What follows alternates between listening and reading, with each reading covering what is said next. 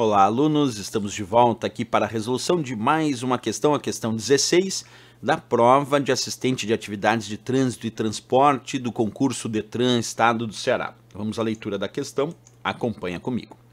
Escreva V ou F conforme seja verdadeiro ou falso o que se afirma nos itens abaixo com respeito ao sistema operacional GNU Linux. Então vamos ler cada um dos itenzinhos aqui. São exemplos de formatos de pacotes de instalação de software de diferentes distribuições, DEB, RPM e YMP. Bem, pessoal, primeiro vamos entender aqui o que seriam distribuições, já que ele falou aqui, do sistema operacional GNU Linux. Como a gente já sabe de explicações anteriores, o sistema operacional GNU Linux é um sistema operacional baseado no conceito de software livre que usa o kernel, o núcleo do sistema operacional Linux. E a partir daí existem várias distribuições Linux, muitas distribuições Linux existem no mercado. E quando a gente quer usar o Linux, é muito comum a gente baixar os pacotes de instalação dessas distribuições. Baixei lá o pacote de instalação da distribuição Debian. Que formato ele tem? Baixei os pacotes de instalação da distribuição Linux Red Hat. Que formato ela tem? Baixei os pacotes de instalação da distribuição Linux OpenSUSE. Que formato ela tem? Isso porque essas várias distribuições Linux possuem seus pacotes de instalação, do qual eu baixo e instalo aqui no meu computador ou em algum dispositivo. Então, quando a gente pensar só nessa primeira alternativa, será que são exemplos de formatos de pacotes de instalação de software de diferentes distribuições? No caso, tem que ser Linux, porque o edital diz que é com respeito ao sistema operacional GNU Linux. Então, será que esses pacotes são relacionados a distribuições Linux? Vamos pensar um pouquinho, então, aqui comigo. O DEB que está aparecendo ali. O DEB, que vem de Debian, de fato, são pacotes, formatos de pacotes de instalação desta distribuição Linux chamada Debian. Como eu mostro aí um bom exemplo de um pacote que serve para a instalação de uma distribuição Linux específica chamada Debian, uma distribuição Linux bem famosa. Perfeito, então certinho até agora. Vamos ao próximo. O RPM, ali eu botei RMP, mas só eu vou fazer depois uma correçãozinha ali. O RPM, deixa eu já fazer a correção certinha, para não deixar errado ali, que ficou só aí. O RPM, agora sim. Perfeito. O RPM, pessoal, se refere a que distribuição Linux? Se refere à distribuição Linux Red Hat, que é o chapéu vermelho, também uma das distribuições Linux mais importantes aí durante a evolução do Linux, que também tem pacotes, e esses pacotes podem ser disponibilizados através dessa distribuição Red Hat num formato RPM. Então percebe que Deb vem de Debian, né? Quando a gente pensou em Deb vem de Debian, e quando a gente pensa em RPM vem de Red Hat mesmo. Aí a ideia desses pacotes de instalação. Depois temos também os pacotes YMP que estão citados ali. Esses são formatos de pacotes de um sistema, de uma distribuição Linux, então de um sistema operacional, distribuição Linux chamado OpenSUSE. OpenSUSE usa realmente pacotes em formatos YMP, Yast Meta Package, quer dizer, são pacotes formatados para instalação desta distribuição Linux chamada OpenSUSE, como a gente pode observar nesse exemplo também. Então ficamos até agora com a seguinte descrição. Nós temos aqui Debian.deb, nós temos Red Hat RPM e nós temos aqui OpenSUSE com YMP. Então tá certo, né? Ele nem pediu a relação entre essas distribuições, mas sim, era só para consolidar que esses formatos de fato existem para algumas distribuições Linux. Existem, claro, outras distribuições Linux e outros formatos também. Essa aqui vamos marcar como verdadeiro. Vamos para a próxima opção que diz assim: Minilux, MuLinux e Tom SRTBT são exemplos de distribuições que podem ser diretamente carregadas em um computador a partir de um disquete de 5 polegadas. É interessante aqui porque ele foi buscar isso aqui no passado do passado, né? Disquetes, falou de disquete. Professor, hoje a gente nem usa muito disquete. Mas vamos partir do princípio aqui, esquecendo a modernidade da história. Vamos partir do princípio que eu tenho um computador antigo que usa disquete e eu quero carregar dentro dele uma distribuição Linux. E eu quero fazer o carregamento dessa distribuição Linux a partir de um disquete. Isso seria possível? Sim, tem algumas distribuições que permitem isso. Por exemplo, aqui eu destaquei 3 distribuições citadas na questão como Mini Nux, o Mu Linux e o Tom SRTBT. Observa, o caso do Minilux é uma distribuição do sistema operacional Linux em um único disquete, que permite a alocação em um único disquete. Para realizar justamente o carregamento desta distribuição Linux, eu posso usar um disquete. Observa ali o texto. Minilux permite que você execute alguns comandos básicos do Linux em uma estação, em um computador, onde o Linux não está instalado e permite o acesso a arquivos de um sistema, mesmo que ele não inicialize mais. Então vamos tentar imaginar que eu usei essa distribuição Minilux para carregar o Linux através de um disquete e usar comandos básicos, alguns comandos básicos do Linux. Portanto, pessoal, a gente já pode imaginar nesse caso que sim, existe. E aqui está o site, eu botei aqui a fonte para quem quiser acessar, oficial lá, das informações dessa distribuição chamada Minilux. Então, beleza, Minilux dá em um disquete. Depois nós temos a distribuição Mu Linux, que é uma distribuição do sistema operacional Linux que permite carregamento também a partir de um disquete. Aqui eu até botei a descrição oficial lá do site que diz assim: o arquivo principal dessa distribuição contém o disquete base. E ele pode ser dividido em boot, que é justamente para dar inicialização, root, que é para dar administração, e o SR, que é para as operações do usuário.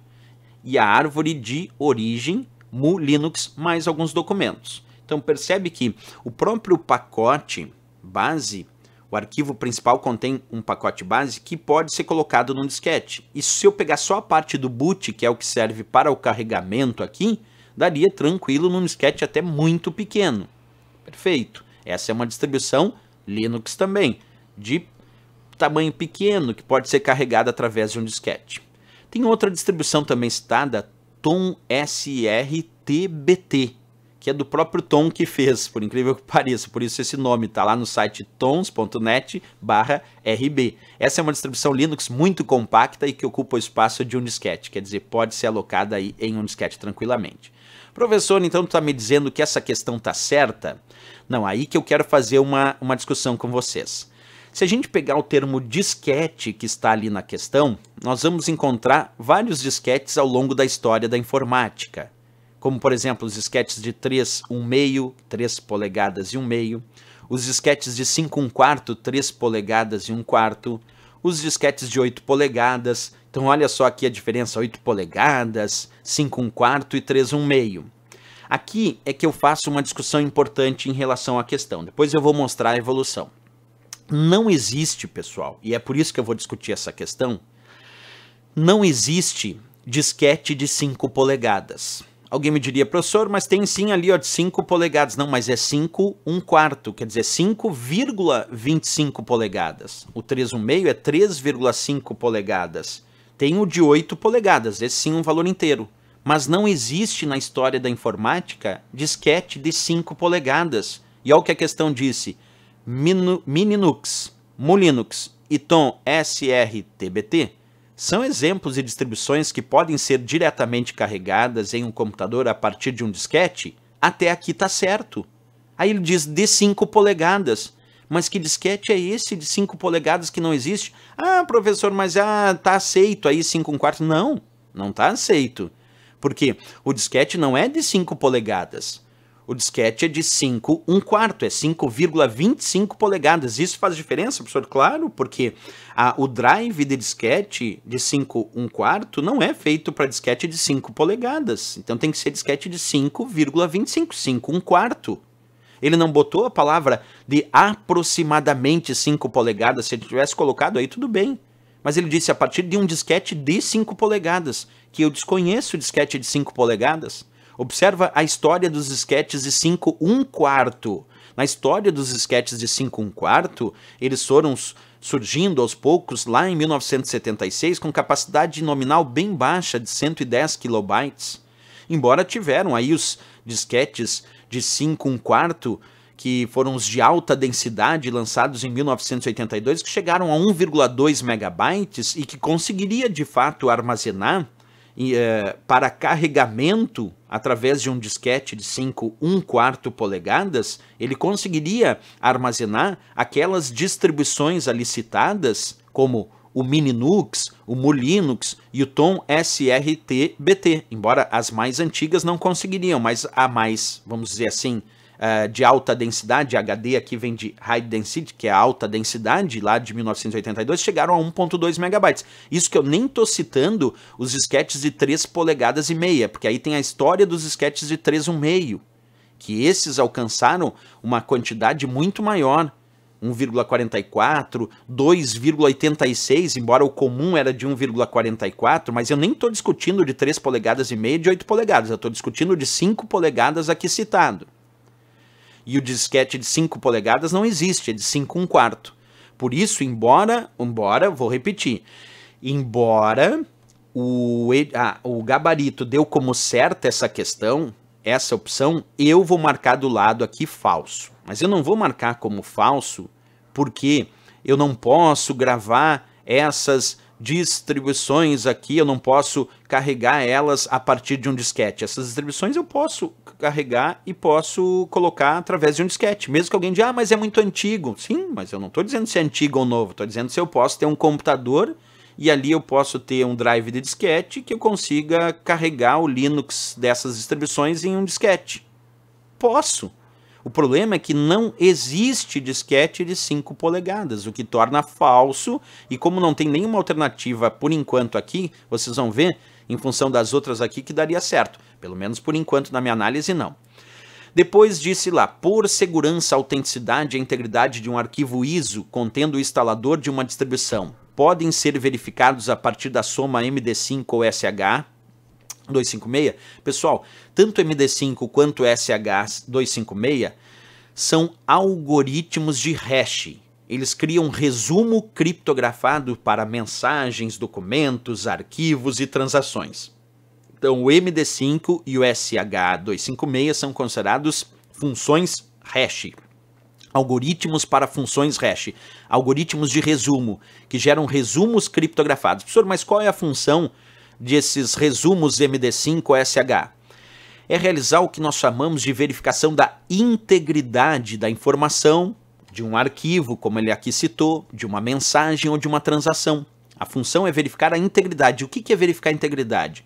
É verificar se aquela informação não foi alterada no meio do caminho, se a informação que eu recebi aqui é exatamente a mesma informação que foi criada lá na origem. E aí eu comparo o hash e consigo verificar, perfeito, ó, se o hash deu o mesmo é porque a mensagem era essa mesma. Então, a grande vantagem dos sistemas MD5 e SH256 é a garantia da integridade, verificar se aquela informação, se aquele arquivo, se aquela transação, se aquela mensagem não foi alterada de forma indevida ou não autorizada. Porque se foi alterada, não vai verificar o hash e aí eu vou saber que foi alterada. Agora, para verificar a autenticidade, que é a garantia de que foi realmente aquela pessoa que gerou, aquela empresa ou aquela organização, que realmente foi aquela organização que está realmente dizendo ser a detentora que gerou aquele arquivo, que gerou aquela mensagem, aquela transação, nós precisamos de outros recursos além do próprio MD5 e o SH. Então, os sistemas MD5 e SH associados a outros recursos poderiam dar garantia não só de integridade, como também de autenticidade, porque a princípio eles servem para garantir integridade. Mas é praxe da área de segurança dizer que a utilização de MD5 e SH256 pode estar associada a um processo chamado de assinatura digital. E nesse processo de assinatura digital, a função do MD5 e SH, que é dar a integridade, pode também funcionar para verificar a autenticidade, mas em associação a outros processos. Por isso que muita gente também poderia discutir aqui, alguns autores defendem a ideia de o MD5 e SH, então, serem eles, por essência própria, servem para garantir a integridade. Agora, para garantir a autenticidade, eu preciso de outros processos adicionais que aqui não foram citados. Ele poderia ter citado para deixar um pouquinho mais completo. Mas, embora incompleto, como há defesa aqui, sim, de alguns autores de dizer a ideia de que a soma do MD5 ou de um ou outro, ou do SH256, podem me dar alguma garantia de integridade? Integridade, sim.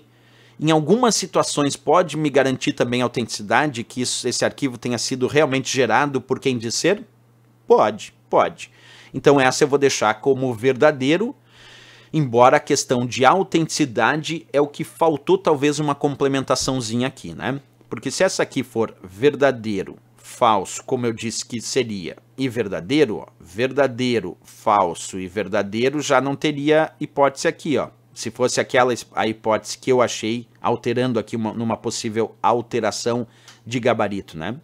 Agora, se fosse verdadeiro, falso e falso, verdadeiro, falso e falso, ainda teria uma oportunidade aqui na letra B. Por isso que essa aqui eu, particularmente, deixo como verdadeiro em função da ideia de ser a integridade de um arquivo ISO. O que é um arquivo ISO, professor? É um arquivo que pode reunir a imagem de todo um conjunto de dados, inclusive a imagem de um instalador relacionado a uma distribuição Linux. E aí eu quero verificar a integridade, e eu posso fazer isso através desses algoritmos, ou da soma do algoritmo que é o hash e o MD5, ou o próprio SH256, e aí verificar a integridade. E se está lá no site oficial, e de alguma maneira eu conseguir verificar que esse é o site oficial daquela distribuição, então isso me dá garantia de integridade que autêntico é realmente daquela detentora que me passou. Isso muito específico, então, porque aqui está escrito de um arquivo ISO, que quando eu baixo com um arquivo ISO com a soma MD5SH, isso acaba me possibilitando, me permitindo também verificar a autenticidade. Por isso que eu, pessoalmente, em função de estar ligado a essa outra situação que é o arquivo ISO, posso considerar verdadeiro. Mas muita gente aqui comentaria dizendo, não, mas se é SH ou MD5, então seria só a integridade. Na minha opinião, nesse caso específico, por ter descrito a questão dos arquivos ISO que vem com essa soma, me permitindo também verificar lá a autenticidade daquele site oficial que distribuiu essa distribuição Linux. Beleza, vamos para a próxima. Uma distribuição não pode ser instalada em um computador cujo firmware, para quem não sabe, é um software embarcado diretamente num hardware. O FI permita habilitar o modo Security Boot, pois ele enxerga o GNU Linux como um rootkit ou outro malware.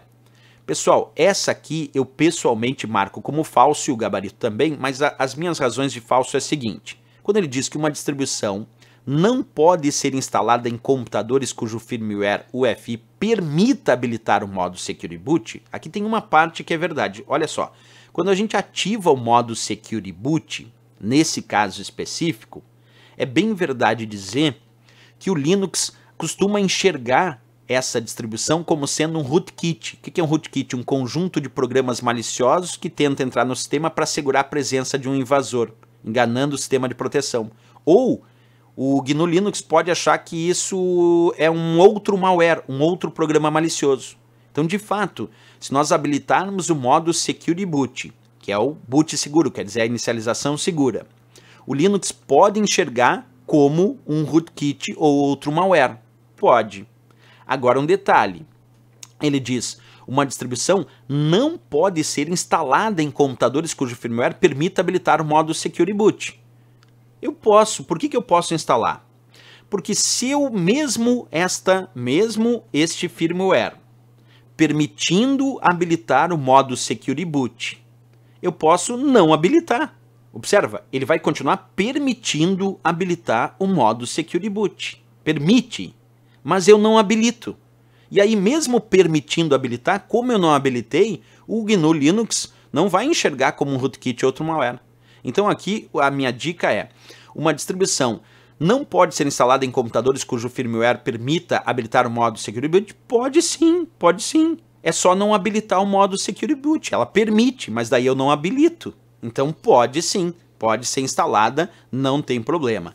ok? Agora, essa aqui de fato então ficou falsa, concordei com o gabarito oficial. Pessoal, de fato, a minha maior discordância nessa questão em relação ao gabarito oficial é essa aqui, porque não existe disquete de 5 polegadas. Ele não disse aproximadamente 5 polegadas, é 5 1/4 e aí é 5,25, que não é 5 polegadas. Então essa aqui eu marco como falso. Essa que eu fiz uma certa discussão em relação à integridade e autenticidade, nesse caso específico, e partindo do princípio que nós estamos pensando no sistema operacional GNU Linux e nas suas distribuições, como eu fui lá no site da distribuição, baixei o arquivo ISO para instalar essa distribuição, com a verificação MD5 e SH, eu consigo verificar não só a integridade, que é se os dados não foram alterados, mas também a autenticidade, que é realmente daquela distribuição que disser, ok? Por isso aqui, eu pessoalmente não encontrei então resposta na minha análise, ó, porque a resposta oficial do gabarito é VVVF, é verdadeiro, verdadeiro, verdadeiro e falso. Mas no meu caso aqui seria verdadeiro, falso, verdadeiro e falso, que não teria hipótese de resposta, certo? Então aqui, acho que essa questão realmente tem um problema sério aqui em relação à questão ali do disquete. Certo, pessoal? Beleza, na próxima aula a gente continua com mais resolução aqui para o Detran Ceará. Se gostou do vídeo, marca gostei, também se inscreve aqui no nosso canal, não esquece, é claro, deixa um gostei ali e marca o sininho para receber notificações de novas publicações. Espero vocês na próxima aula, grande abraço e bons estudos!